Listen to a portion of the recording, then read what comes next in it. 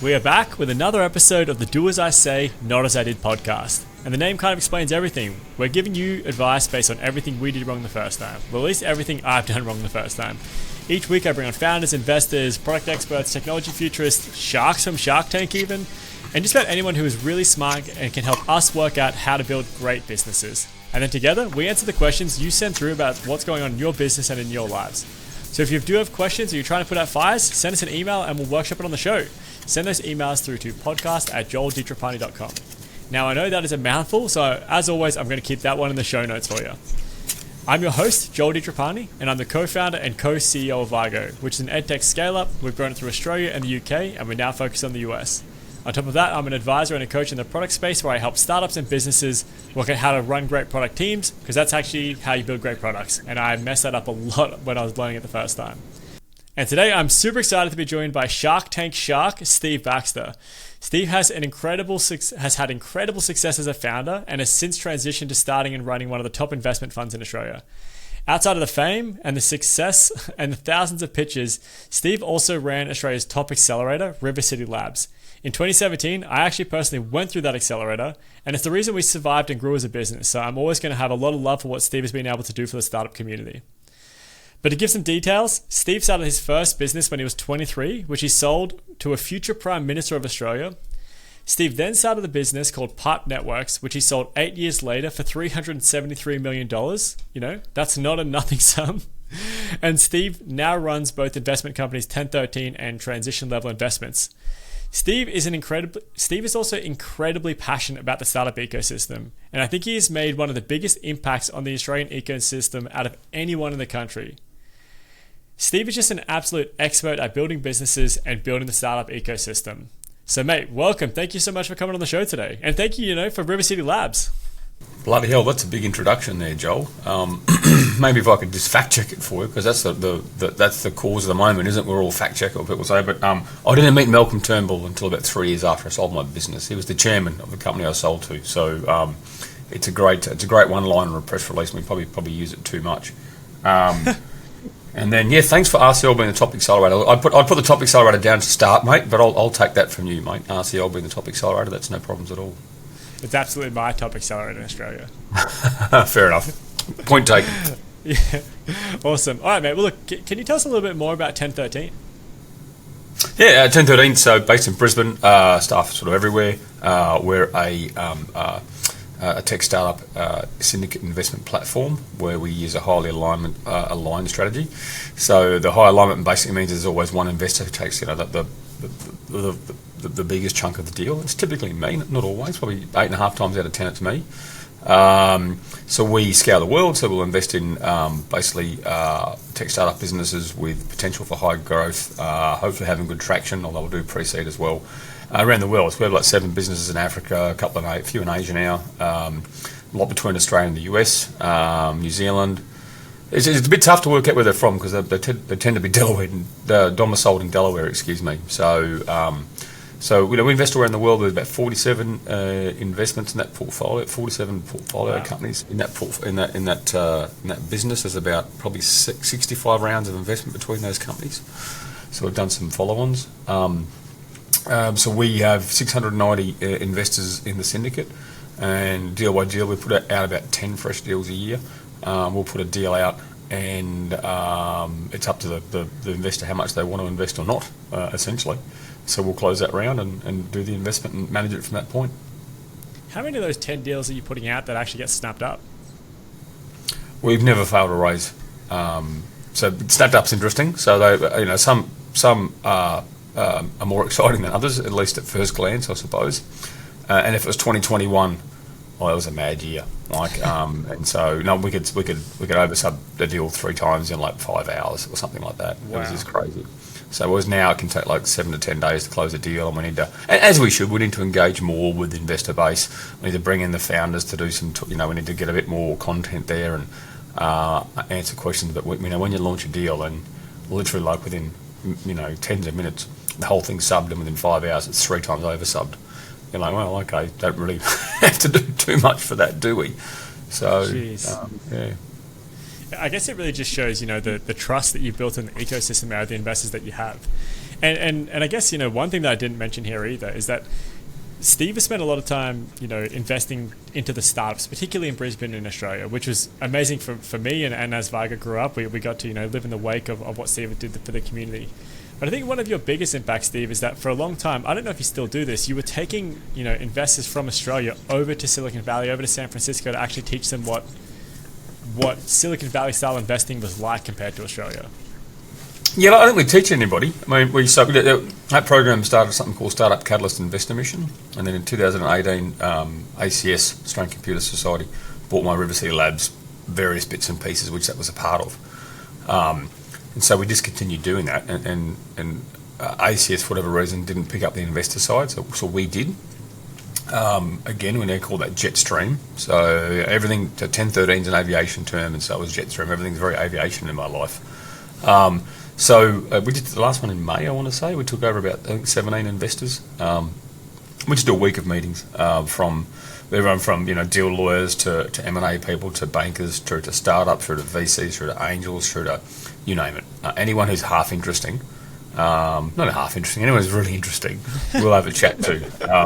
So this year we wanted to have a flavour of like last year we had a theme which was blockchain, Web3, crypto. We got there the week that Terra Luna fell over, so it was an amazing week to be on a blockchain mission and have the entire crypto universe probably finally and thankfully, start to fall down. And then this year we went with AI, and we had like a dedicated AI day, but every pitch was AI. Because if Silicon Valley VCs are their one thing, they're an 8-year-old soccer team. They all just chase the same ball around the field together. All right, and so the current ball is AI, and they're all chasing the same ball. So look, it was a very, very good mission, well received by all. I love it. Well, I think we need more and more of that, and I'm glad to see more investors doing that every year, because I do think that starts to pick the Australian ecosystem up. San Francisco is losing its shine for the place to go find VCs. It's got massive social issues, terrible social issues. So, I mean, we're trying to understand if we can do that again and deliver the same value, to be honest. So that's going to be quite tough. Yeah. Look, I'd love to follow along and see if you change that, and if you'd go somewhere else in the world. Yeah, I don't know where else. I think we'd still do San Fran, to be honest, but it'd require a lot of coordination, because a lot of people still have an office there, but you'll find that they're actually living in Florida or Maui or frickin' Utah or something, or Vegas. So they only come back occasionally. So it's a little hard to get, because you want to get good people in these meetings. So look, it's a bit tough. I'm actually, the other thing I'm doing is I'm in the defence space at the moment. So I have a business called Beaton Zone Venture Partners. So we fund early stage defence tech. And I'm not talking polite defence tech. I'm talking about the stuff that soldier, sailors and airmen use to stop the other person. So you don't fight battles with harsh language alone. You need weapons and all the rest of it. So we look at that sort of thing. So next year we're looking at there's a big conference in the US in Tampa called Special Operations Forces Week, or SOF Week. So I'm trying to, and then you have, we're trying to have it the week before that, because the weekend in between is actually Berkshire Hathaway. It's actually the Berkshire Hathaway meeting in Omaha, which I went to this year. This is cracking.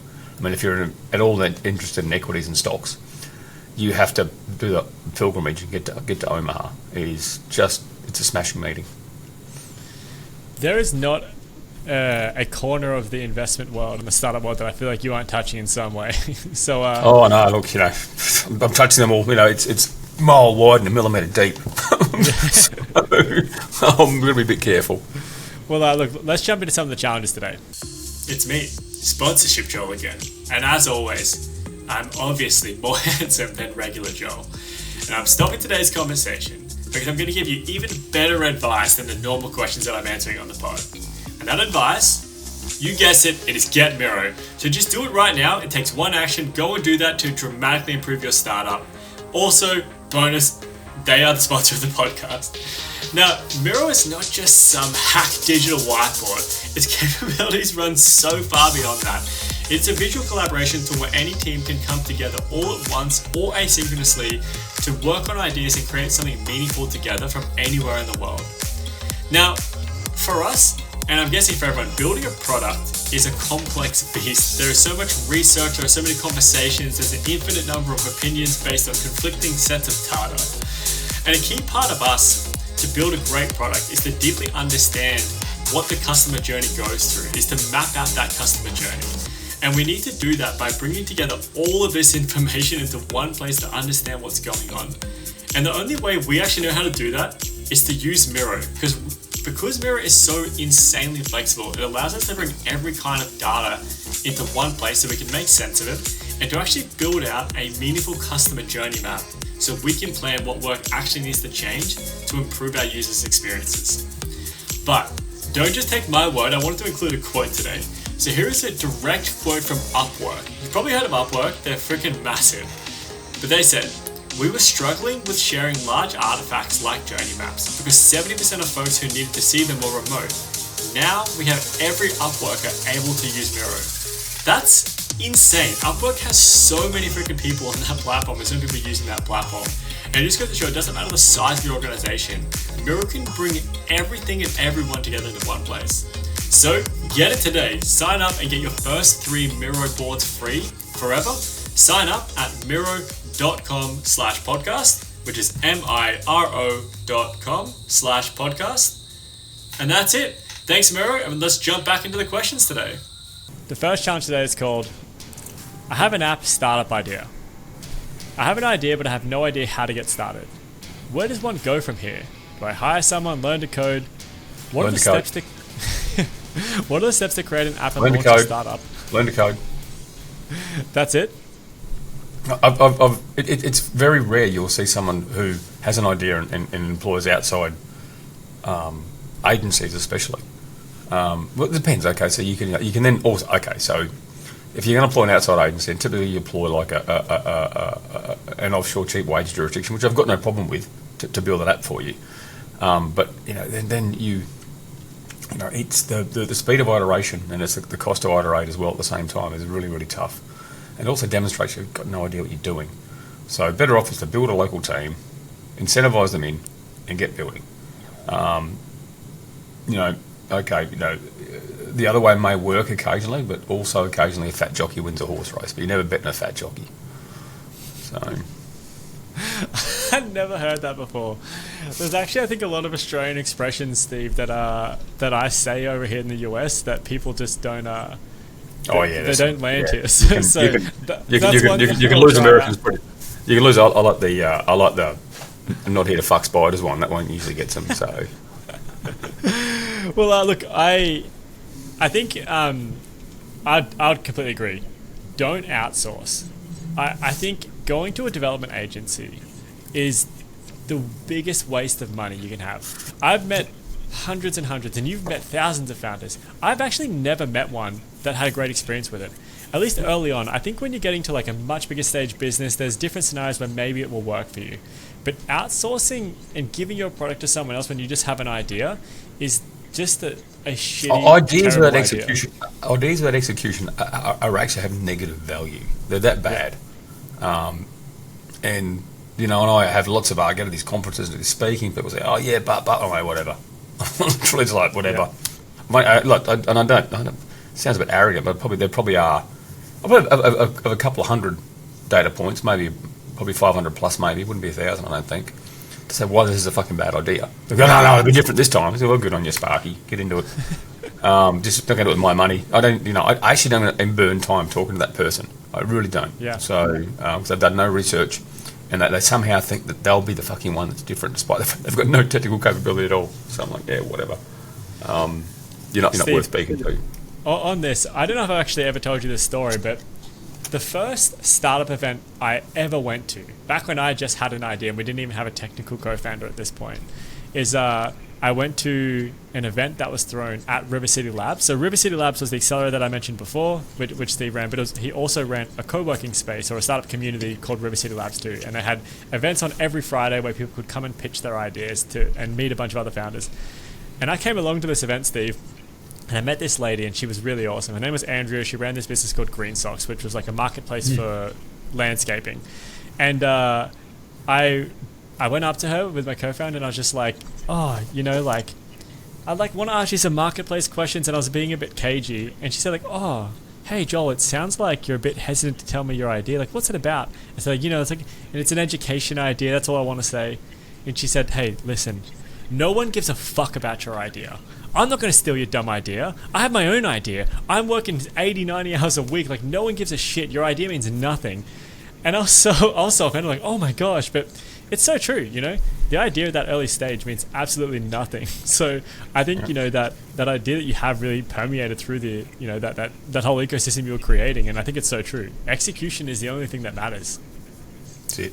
Yeah, and I think that I think in line with the rest of the world, the Australian sort of tech startup, I hate the term ecosystem, sector, has got a really good ethos with respect to that sort of stuff. So there's a lot of shared information, other bits and pieces, which is really nice. I'm dealing in the defence space at the moment, and you know, the fact to characterise the early stage defence tech business up to this point, it's been all the capitals come in via non-dilutive grants, essentially. So all the working capitals come in via non-dilutive grants. So they'll apply. The army or the air force will say, we need a drone to destroy something at range, whatever it might be. And so these guys will put all their pitches in, not a pitch. They'll write the grant. And so as a result, I call it like Hunger Games. All right. So they're all like fighting for this wonderful prize, if you know what I mean.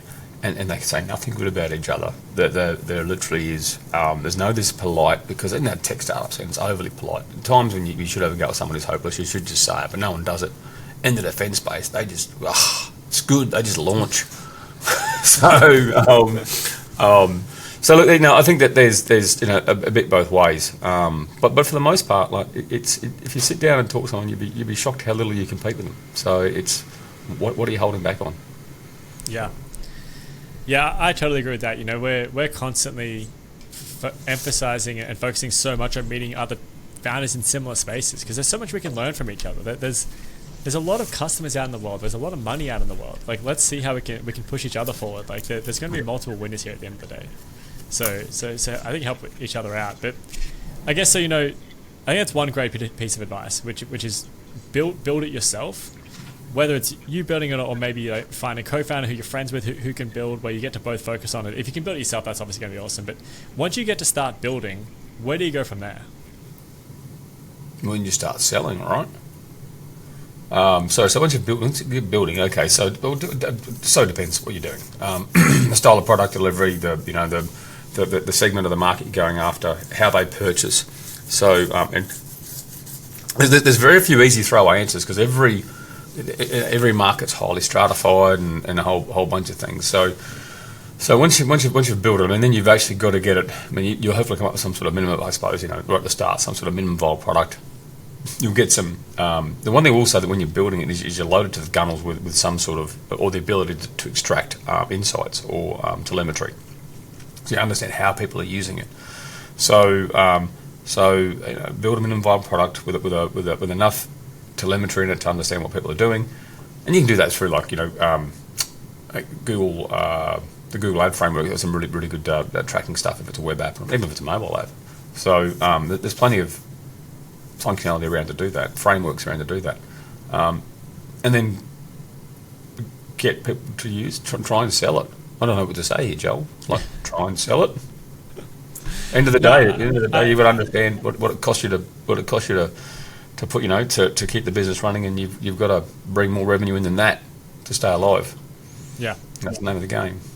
No, I totally agree. I guess, you know, what I'm trying to lead you to is, or really the audience to, is just like, you don't go and race. You know, like you can't race until you have something that's meaningful, that's got some traction. So, look, I'll try and bring this one to a close here, Stephen. You can tell me if I agree. Look, and the easiest working capital that you'll ever find is from a customer. The hardest working capital you'll ever find is going to be from an investor, unless they're an especially dumb investor. Well, you're just especially fucking brilliant. But you know, let's leave that alone. So, all right. Well, I'm going to bring this one close, and you can tell me if I missed something. So, this was written by Crowster. So, Crowster, you've got an idea. That's a great start, you know, but do something about this. Don't just leave at this idea stage. Your idea is really just the beginning. This is where the real work starts. So focus on building this yourself. Don't go out. Build this internally, whether that's you building it, or you can build, you know, a group of friends or people that you trust, and start to build this yourself. But from day one, build it small and build it iteratively, and get it into customers' hands as soon as possible to see, do they find this valuable? Load it with analytics, see how they're using it, how can you improve? Because whatever you build first will be wrong, but it will be a start. And use it as a starting point, start iterating and iterating and iterating until you can sell and sell and sell, and then consider if you want to go and raise investment. But that's where you got to start. Put the work in. Is there a question there? Sorry, I can't work it out. No, I just want to summarize where I think we got to. Is there anything cool. missing if someone's looking to start their business? Anything else they need to think about at the beginning? Was that to me again? Yeah, back to you. Summarise. No, just start. I mean, I don't know what you're doing. You know what I mean? But I'm 52 years old. I'm probably not your customer either. So don't look to impress me. Look to impress your bank balance. And it's not always about revenue. So some businesses have more traction and stuff. So I get that. Depending the service you're trying to provide. But just without starting or nothing, it's just it's that important. And real investors will just look at the traction. You sit there and go, I don't know if this XYZ is going to take off. Like me with Clipchamp, for example. I don't know if this video editing stuff's going to take off. And it's like, well, we got 7 million users. All right, I'm wrong. They took off. So it took off, exactly right. So, and the thing is, investors have a bunch of questions, and most of those questions can be solved with traction. It's like, will this thing work? Is really what they're trying to drill down to is, right, will this thing work? And then they're going to have other stuff like, can you do it, and all the rest of it. But if you go, yeah, we built it and it's sort of working, or it's a bit ugly, but we're getting traction and doing this and that, and then they're like, oh, okay, you built that shit with no budget, and oh, okay, done that, right, oh, okay. 90% of their functional questions are gone. Then it's about market size, and it's about competitors and other bits. So just you do yourself such a large favour by getting started and getting some traction. And if you get no traction, the market's probably telling you something. Probably your baby is actually ugly, essentially. So I love it. All right, we'll close that one out there. So to Crouster, you've been advised, just get started. Get started. Do it. Do it. All right, we'll move on to the second question now. This one is called, why are investors obsessed with scaling? I'm currently raising funds for a startup in a small but growing industry. The entire industry is relatively new, and companies like ours are all discovering new revenue streams and ways to monetize their products. Very few companies globally in our industry are profitable. Many are burning cash. Very few like us are even making revenue, close to breaking even at the end of the year. During our fundraise, we have come across many potential investors, all obsessed with how fast and how large we can scale. I completely understand these investors are looking for a significant return on their investment in a short period of time, but it seems like building a solid core, a sustainable model, and organic growth is unfavorable for most, and their obsession is with how fast we can scale. Again, I completely understand why, but looking at the statistic that 90% of startups fail, I would think promising investors to spend their money wisely and become sustainable would actually be more favorable. Is my thinking skewed? I'd love some input. From Pashword. So, yeah, look, probably not every investor. I'd say in the venture space, a lot of investors. So I don't disagree, but I'd say it's not all. Why? Okay, you started by saying why scale. That was why scale fast. So I'm not too sure of the actual question, but the first question is why do they want it to scale? The promise of software is that revenue can rapidly depart expenses. That literally $1 in revenue might require 5 or 10 cents, maybe 1 cent in expenses to support. At some point, that can be true, not always. The best software business I saw was a guy who's turning over $23 million Australian business in the education space. I won't say who they are. Turning over $23 million, keeping 18.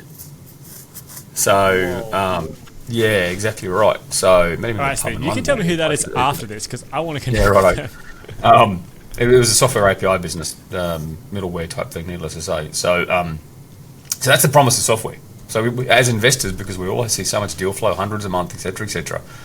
If you're not doing that, maybe the next guy is. So do we really care? I mean, there's a lot of buses that come past the investor bus stop, right? So and we're out there trying to sift and do that. So the investor doesn't want your deal. I mean, that's the other thing too. Like, get the fuck over yourself. The investor doesn't want your deal. They're trying to find every reason to say no. They've got 200 things and go, okay, right, so here's my 20 points that I have about why I say no. And literally, so I'm going to go through all these, and as soon as you hit one of those, it's positive, I'm going to say no. No, I'll give you some bullshit polite excuse because they're all a bit too gutless at times to say the mature thing. But in fact, there's a great webpage. I'm going to be a bit rude here and look something up. There's a great webpage here. It's butt ugly as hell. And article. I saw this This guy quote called today, Steve. While you look it Yeah. up, I saw this quote today. It said, "As an investor, I spend 99% of my time saying no, and 1% of my time begging to not miss out on a deal." Yep. Quite ugly as hell. People go, oh, well, it's an ugly site. I don't give a shit. A book's ugly compared to an iPad too. Go and get over yourselves. And the one in particular is in the first article in this list is why investors don't want to invest in your deal. Right, and it's brilliant. And this is a great site because it's actually got worked examples for dilution, worked examples for how our term sheets worked examples on ratchets and all sorts of stuff. So this is absolute gold. Everyone looks at it and goes, yeah, I like this because it's ugly. Whatever. So this website for everyone is called andrew.cmu.edu, but I'll drop that in the show notes. And then there's a bunch of, extra slashes in here. But I guess, why are investors obsessed with scaling? It's because it's like this person is saying it. They understand in the question. It's an ROI business. Oh, okay. So the scaling bit. So why scale? So the scale in software. So there's the scale of software and what it can do for revenues and expenses, right? And the other part of the question was fast scaling, which I don't quite understand. So look, so to a point is I have to understand how investors are motivated. Yeah. So if it's a venture investor, for example, they've outraised a fund and they've probably got 1 to 3 years to deploy, or probably 2 to 4 years to deploy that money. Right, so all they want is some success and be able to prove that their portfolio is growing to go and raise the next fund. Right, so you've got to understand their motivations and how they're compensated, remunerated, whatever you want to call it. So that's pretty important. Look, I don't know if it need to be fast scale. I mean, that's like I said, it's not every investor. To me, it's why do we care about you if you're growing at 10% year on year, which for a traditional business is pretty good, right? Whereas we like you doubling every year, for example, because you're small, and at some point you've got to break through that profitability and cash flow positive line, right? And you'll do that a lot faster at 6% a month than 1% a month, because 6% a month says you're doubling every year. Now the rule of 72. Do your users know that? Your customers, what do you call them? Viewers? Audience? Know the rule of 72? Do you know the rule of 72, Joel? Or you're hopeless? What's going on? No. It's just, I think it boils down to grow really No, the quickly. rule of 72. No, do the maths. Do you know the rule of 72? I don't know the maths on it. Ah, come on now. How did no one know this? Young people, what's the fucking education system doing? So basically, if you get 6% interest per year, right, how long does it take you to double your money? 6% of interest on every year. Every month or every year, sorry? Every year. 10 years? How many years does it take to double your money? 10? I couldn't, what was that? 10 years? 10 years. Divide 6 into 72, what do you get? I have no idea. 12, mate. I'm sorry, but Jesus Christ, mate. It's simple mathematics. 12, right? 12 6 is a 72. No worries. 12 years of W cash. It takes into account the compacting factor. So if you're doing 6% growth a month, right? What happens to revenue every 12 months? True, doubling. Doubles. If you do 12%. Now this falls away at the edges. It's a pretty good rule of thumb, but it does fall away at the edges when it gets a bit extreme. So if you're doing 12% a month, you're doubling your revenue twice a year. Man, that's nice.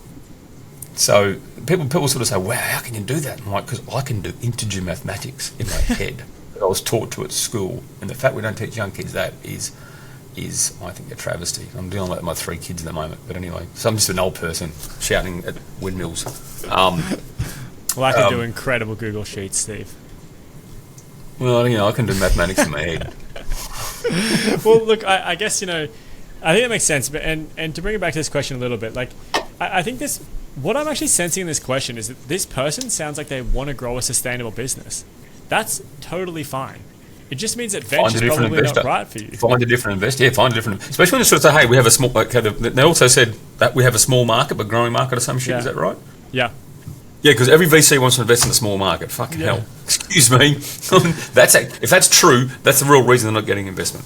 Yeah. No one. I mean, so I see somebody pitch decks where they say, project management's the best. Oh, this is a $5 trillion industry. You're like, oh, Jesus Christ. And if we just get 1% of that, you know what I mean? So I was like, oh, Jesus Christ, this is just getting better, this pitch. I'm going to enjoy this. But we are after, though, large sectors. We're after large total addressable markets. We just want realistic appraisals of fucking total addressable markets, not stupid ones. Then there's a serviceable market, and in our defence space, for example, we talk about an allied addressable market because we sell defence goods, and if we sell to the wrong country, we'll get locked up as we should. Yeah. So we have to sell to the allied market essentially, right? So you have to identify your market, and then what part of that is in your particular area. So. And I've been in pitches where they come down and say, the Australian market is worth $30 million a year, and if we get 10% of that, and I'm like, are you really going to go there? Yeah. So you're aiming for $3 million revenue a year in Australia. And if you're gonna knock yourself out, risk bankruptcy on a business, make sure it's a good shot. Yeah.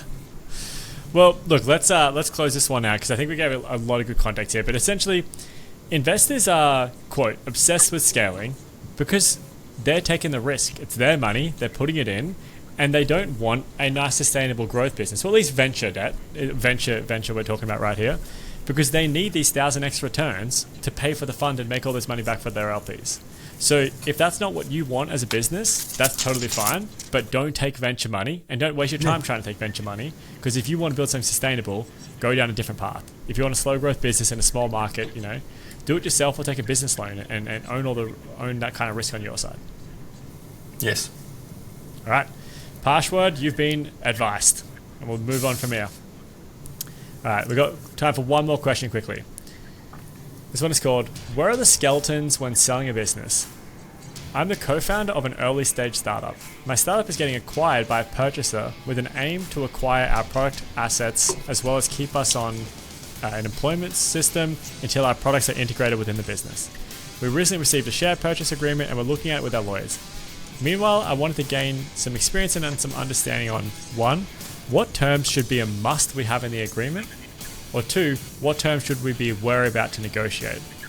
I understand this can only be answered after looking at the agreement specifically, but wanted some more general advice based on the experiences that you've had. So things I've seen in agreements that are somewhat typical are essentially tying in key personnel, typically with consideration. So consideration which may be paid. You might get like a 30% up front and then the remainder over the next X many years. It's like investing, but it's in cash too, or whatever the consideration's in, because the consideration could be in shares too, right? But they literally try and tie you in with the consideration for the sale, and that's that's just not unreasonable. I talk to a lot of people who don't like that, and I'm like, well, they're really worried you're going to basically take off and start a competitor, and that's because that happens a lot. To be honest, it happens depressingly a lot.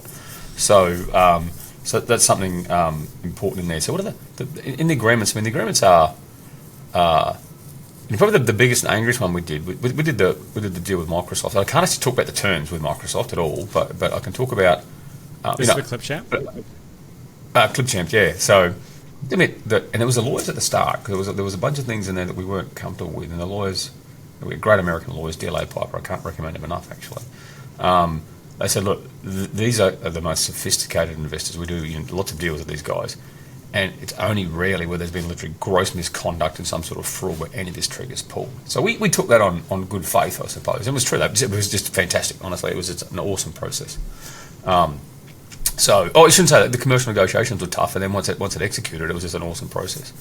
So, but in there, it's the warranties. The things in there you'll find are the warranties. So especially if you're making warranties around revenue or customers, they'd better be correct, because if I bought a business and they weren't correct, I'd be going after the founders as well.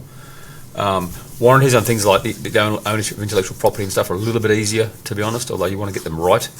So the big ones to watch out for are those warranties, and they'll tie back into the way that the founders and the staff are actually handcuffed into the business post the sale. There's a whole bunch of simple stuff. You'll have things that won't move on, like fundamental warranties. Fundamental warranties will be things like, is your company incorporated correctly? Have you paid all your tax? Things like that, if you know what I mean. So there's just basic business shit that if you got wrong, you probably deserve to get a smack.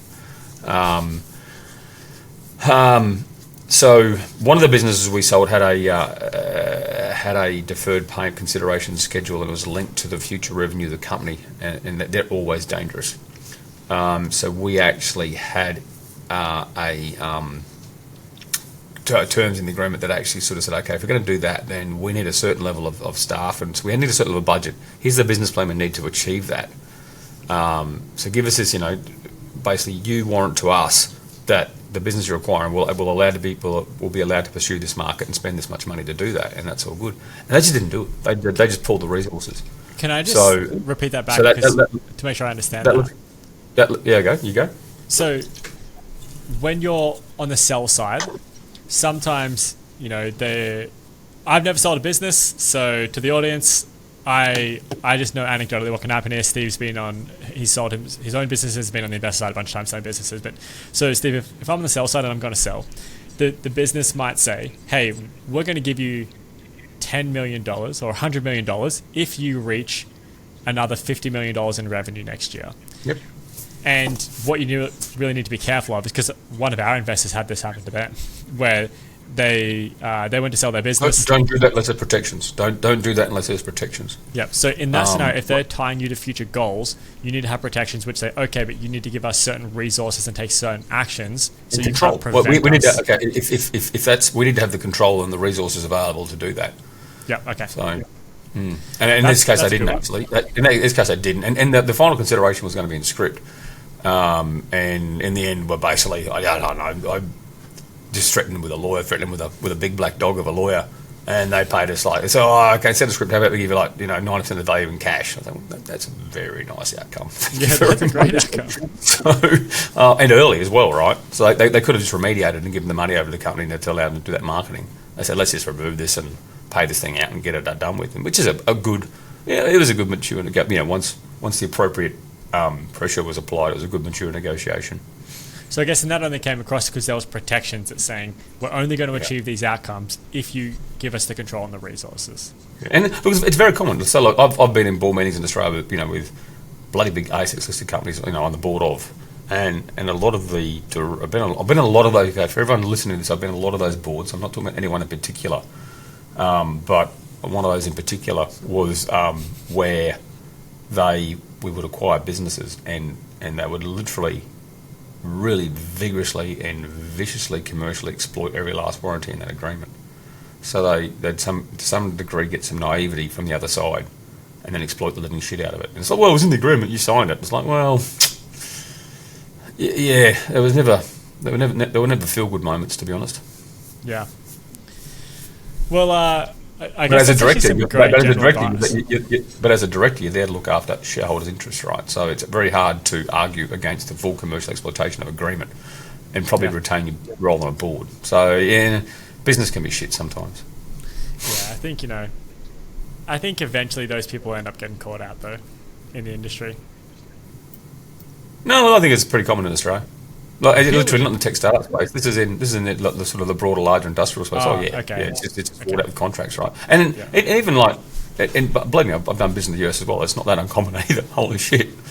In the tech startup space, they tend to be a lot more collegiate. You can't have a bad acquirer. But in the industrials, big companies worldwide are shit. I think that they're all targeted the same. Well, they'll have very similar financial incentives for their executives, so therefore they all deploy very similar tactics in order to meet those financial incentives. Yeah. All right. Well, let's we'll bring this on to a close as well. It sounds like there's a lot of regular terms there, which you should include and that you should expect. But the one thing to do is that if you're having your remuneration and your sale and what you're getting out of this tied to future outcomes, you need to have protections for that and make sure you have the control and the resources to achieve it, so you don't get exploited out of what you deserve. And good summary. Just say, that was awesome. I couldn't do it that well. That was a good summary. It sounds like also get a great lawyer. Pay the money and protect yourself. Look, there's nothing more expensive than a cheap lawyer, I've got to say. Mind you, I have some really expensive shit lawyers too, but for the most part, you need to find a good lawyer, because a cheap lawyer can cost you a lot of money. Yeah. All right, well, that one's closed out. That is advice for OK Warning 5411. So that concludes everything. We'll move on to the last section of the show, which is plugs. So tell us, Steve, what's going on? What do you want to plug? Anything you want to talk about? Anything you want to share? Your socials? Plug out. What I'm doing is Beaton's own venture partners. So early stage defence technology fund, raising $60 million. We've already done our first investment, about to do our second. And we invest in sovereign Australian businesses with material military application, increasing capability in lethality and survivability. So there's a hell of a market opportunity there because no one likes funding dangerous things apparently. Although I don't have a problem with the defence of the realm. I think it's quite a societal good. So as a result, these businesses have been lacking capital, and they've been lacking equity capital, I should say. And there's an opportunity there. We're not doing this because we're especially bloodthirsty and like this sort of stuff, but there's just an amazing opportunity because they've been so mishandled up to this point. Yeah. All right. Well, I'll include a link to that in the show notes. I'll also include, all of Steve's other link, his socials. Yeah, Frank Demler stuff in there. People, that website is just a sea of gold. It really is. It's better than what is it, Venture Deals. It's actually far better than Venture Deals. Really? Yep. All right. We've had Venture Deals recommended like 3 or 4 times on the show. So Venture Deals is good. I'm not saying Venture Deals is bad. Venture Deals is good. It's just even better. This is like a worked example. This is really good. All right. I love it. I'll put it on the show notes too. Okay. So also on my side, don't forget to like and subscribe. Take out your phone right now. Like the podcast. Subscribe. Go to YouTube. Get your friends' phones out. And as always, I condone stealing phones. So take a phone, steal someone else's phone, and like and subscribe on YouTube as well. And if you've got questions, write them in. Send your questions through to podcast@joelditrapani.com, and we'll workshop on the show with our future guests. And if you've got questions, you want to chat about stuff, I love meeting people in the space. If you've got product challenges, hit me up. There's a booking link in the calendar as well. Well, Steve, we're going to wrap this one up. Thank you for coming on. Thank you for the show. There's been some amazing advice there. I really love it. And we'll put all those links in. And to everyone else, this has been another episode of the Do As I Say, Not As I Did podcast. We'll see you all next week.